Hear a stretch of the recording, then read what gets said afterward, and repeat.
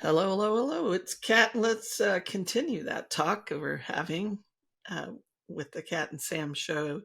I have the lovely Sam Beckinsale here, my bestie, um, and our chit chat. In that last segment there, we were talking about um,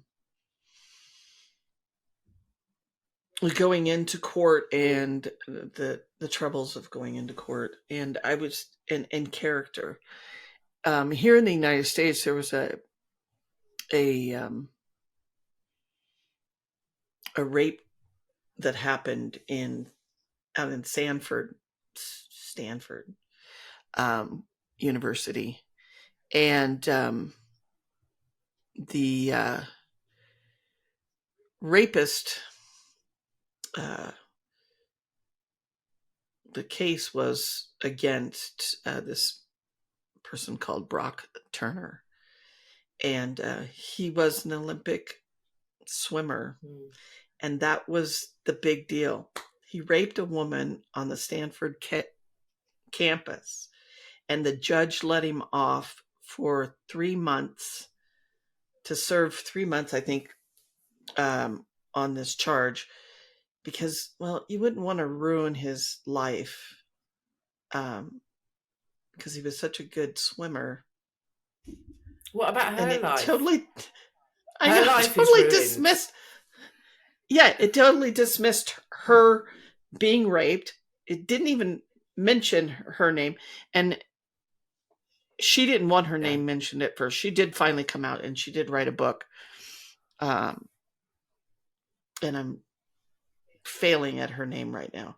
But my point is that there's, this character that you were talking about. Oh, they have such good character. They have such good standing. Um, this judge ended up losing his job, as he should.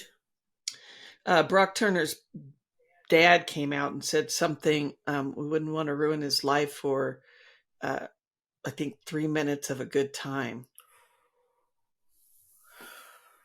Well, now you know Talk where about where he gets his sense of entitlement from, and where and this. talk. Yeah, talk about disrespect. Yes, I mean, and and that's where you can see the public come into play with um, changing yeah. a look at that. And I think that's done. All of what we've been talking about has been done in and behind closed doors, growing up behind closed doors, at work, in intimate relationships, when you're dealing with somebody that is a narcissist and has those tendencies. I think, And I think we should just talk about it. yeah, and I think that's the other thing as well, is that we forget that, and I think we're starting to understand and move away from. Yes, the home is the predominant place where this happens, but actually it happens in work as well. And employers have such a critical role to play in terms of setting the bar.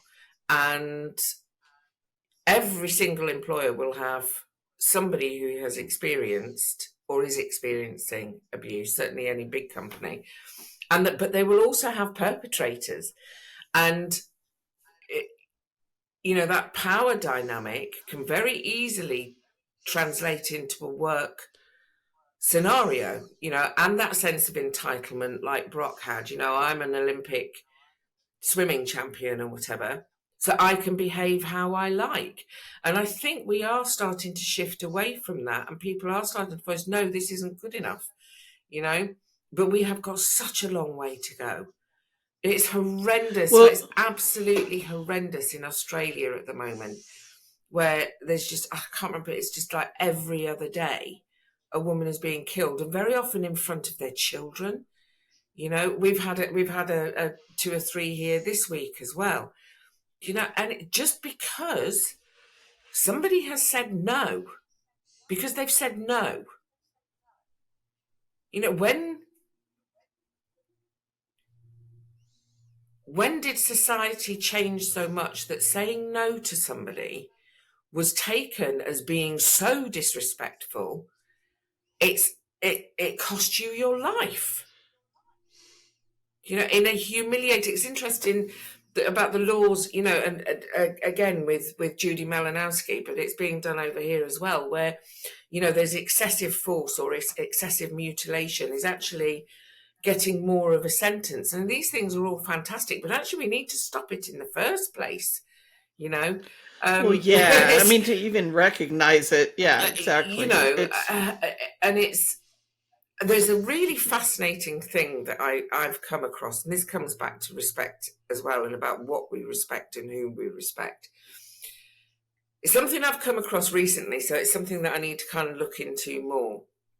But one of the things that I've discovered is, I don't know if you call it the same thing in the States, but romance fraud, where people, they use exactly the same tactics as in coercive and controlling behaviour, domestic abuse.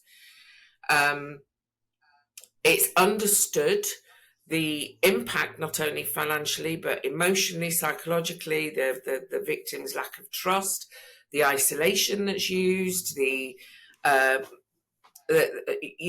fear tactics that use. Sometimes they get people to send saucy pictures and things like that. And quite often it's kind of imagined that it's somebody, you know, a criminal gang in another country, but actually there's just been a case here, and it was done under the fraud elements of the law. And he got 7 years in prison. So not only did it make it actually to court, but he got 7 years in prison for it. And she actually has recourse to try and get some money back under the proceeds of crime element.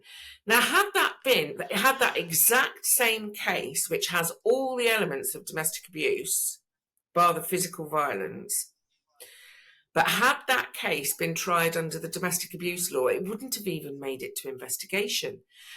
So what's interesting is when it comes to money, the law and people seem to understand and actually respect that more than human life. And I think that is maybe something that is starting, hopefully, to shift a little bit. And actually, if we can do it under fraud law, because fraud is a big part of domestic abuse, from day one, it's fraud. They're never who they say they are, for a start. The economic abuse, the manipulation, all of those things all happen. There is fraud on every sort of level. So I'm sort of like looking into cases and seeing, I found one piece of research that's actually researching the two separate things. I mean, we think of our police forces as just, you know, sort of one group of officers all working together. I hadn't realised, I don't know about you, but I hadn't realised just how much they work in silo. Every department is completely different. Every force is completely different. They're completely separate from each other, and never the twain shall speak, you know. So I think that's an area that's really interesting to look at.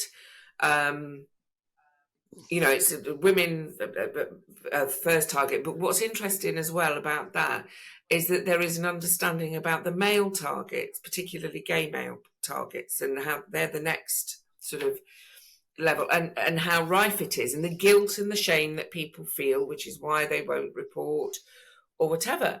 So, but it did make me think that, you know, when it comes to money, our criminal justice system has a lot more respect for that than just it's so woven into society, and it's so woven into courts and into law enforcement and into that realm. I mean, even they're a powerful sector of our society. They are completely powerful. They are, and the gal's name is Chanel Miller, and she wrote from the Brock Yeah. Turner case, and she wrote a victim statement that is phenomenal. I'll send you a copy of it, but I think that we have to talk about these things because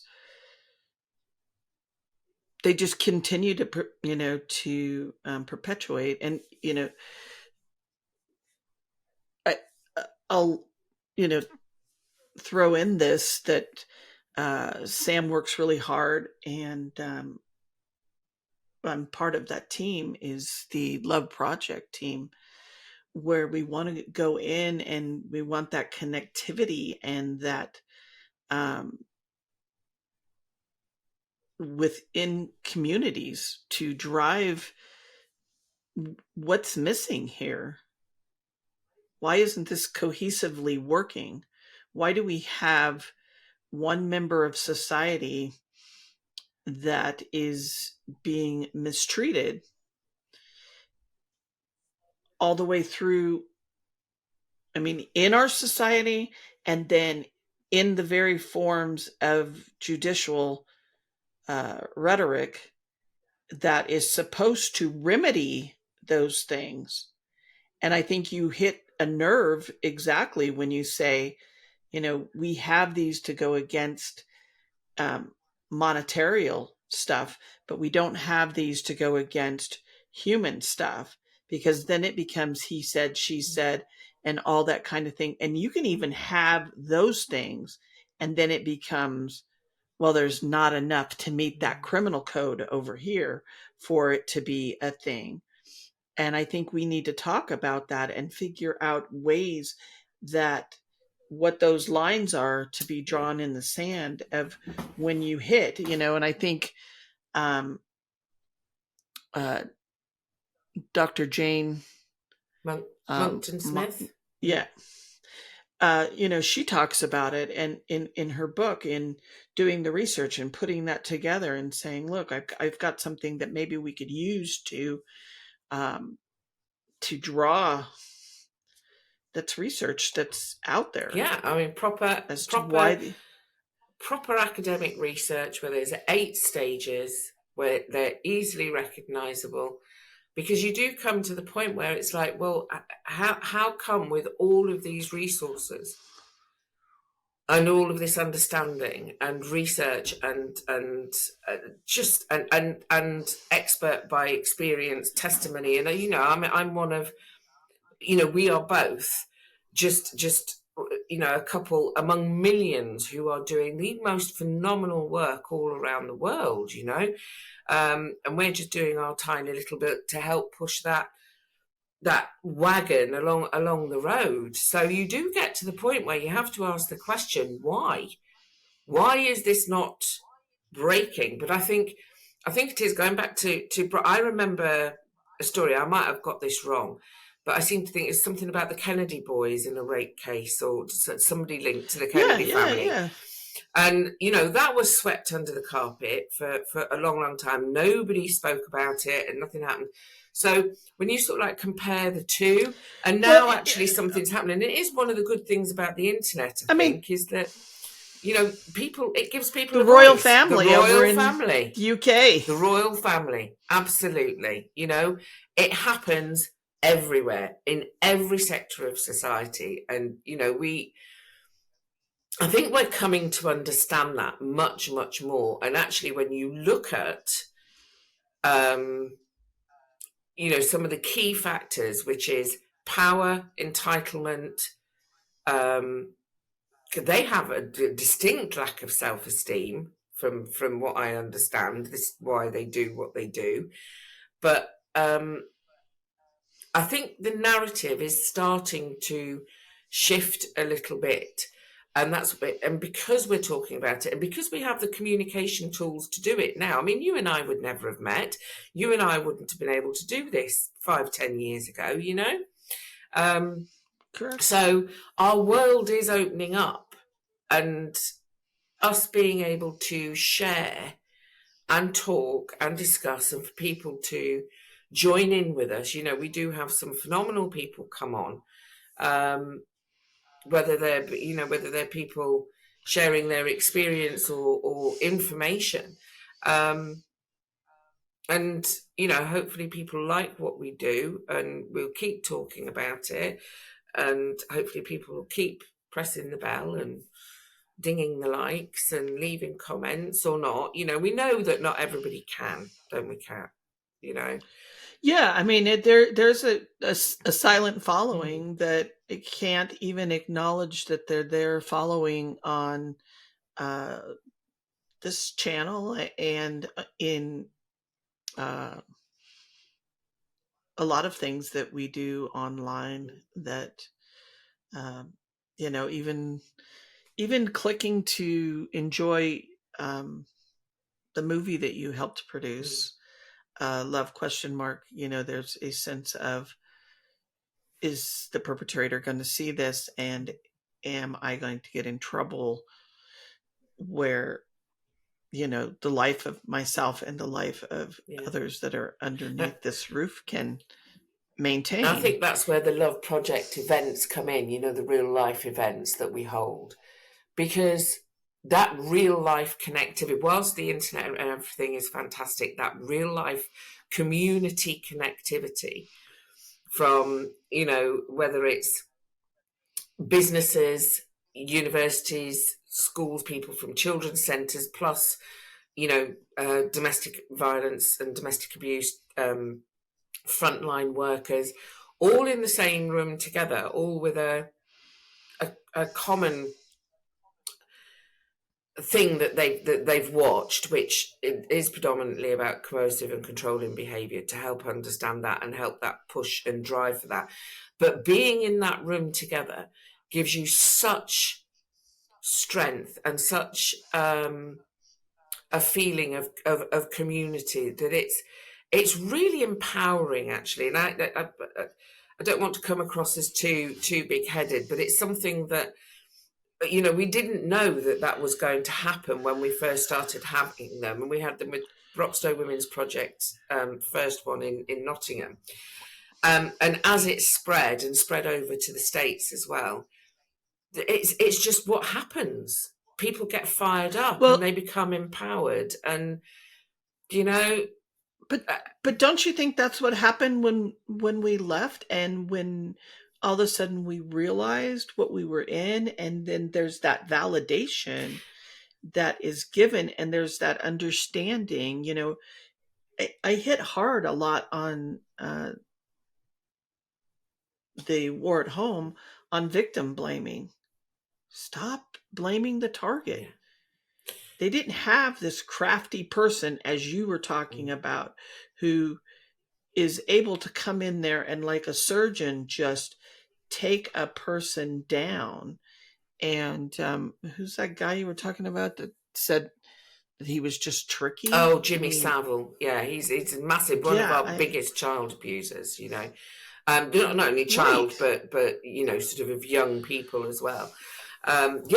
Just horrific, and it hiding in plain sight, as they say, and I think what I'm trying to say to you is that what you're doing and what you've put together is helping to have survivors understand where they have been and what has happened to them, because you've taken the time to take your voice and use it in the most exquisite way, and your thoughts, so that a survivor can listen to it and come out and go, wow, somebody heard me. I was going to say that, actually, about the ones that, can't click or can't leave comments or whatever, is that we see you. We see you and we know that you're there. And that's one of the biggest things that there's a massive push for over here in the UK, is actually it's a push here too. There's going for on the survivor voice, and the understanding just how critical and important that is if we're ever going to change this. And there is a value to it, and you are you are valued and you are validated. And actually, one of the biggest things that they're trying to push over here is that, first and foremost, you're believed, and that's critical. It's critical. Why would anyone in their right minds make up domestic abuse? The false reporting is minuscule. It's minuscule, and that's proven. That is factual. I know that might aerate some people who are watching it, but it is actually a fact. It's minuscule because there is nothing. There is no kudos. You get nothing out of being a victim of domestic abuse. You don't. It's humiliating. It's degrading. It's horrific. Why would you make it up? We don't. Exactly. So and it's exactly why we speak. Yes, it is. And why we have the show and what drives our passion. And you said it so beautifully. I can't even come in except for to say that, if you like what we do and you like how we come across here, and just hit that bell, send us a like, join us back, and we'll see you soon from the United States. I am thankful that I have a relationship with Sam Beckinsale, and that we get to talk about the things that bother us, and join her with her connectivity and her community, and let's drive this so that it's a thing of the past. And all of that right back at you, Kat.